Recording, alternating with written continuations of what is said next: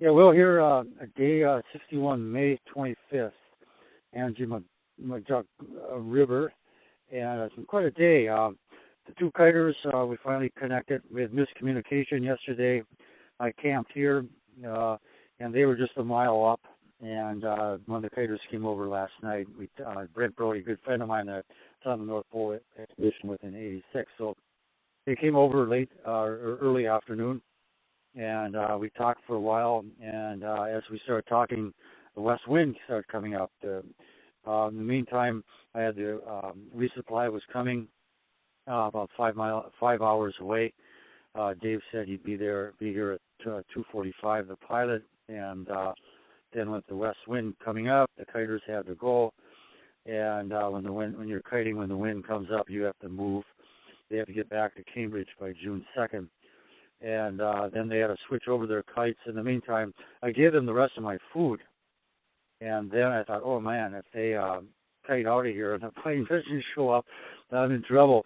But unfortunately, because of they had a kite change, when the wind kind of died down, they used a bigger kite, and that stalled it. And Dave arrived right on time, right on the minute at 2:45, and his daughter was with him, and 23-year-old that's been raised in the homestead there on the Great Slave Lake, and we just had a great time talking and discussing. Got all the food in, gave me a bag of oranges, which I ate right away when they left, and then the kiters took off, and then Dave took off, and it was just a great social event for me. I was really impressed with these two guys kite over here. The name of their expedition was Finding Will Steger, and they managed to find me and travel all that distance through complicated navigation and hit me right on the river here. And but they're only a mile away. Who knows what the next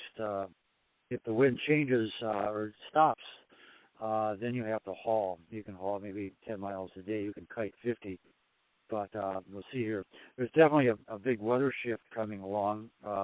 We had this northwest wind, which was really cutting the last 3 days. Before that, it was northeast, so it was really cold, miserable this last week with headwinds. And then this westerly change, where usually this wind doesn't hang in the west, but it's the clouds last night, actually, a little bit of clouds foretold this. And tomorrow, I think the south winds will be coming up. It's definitely warming up.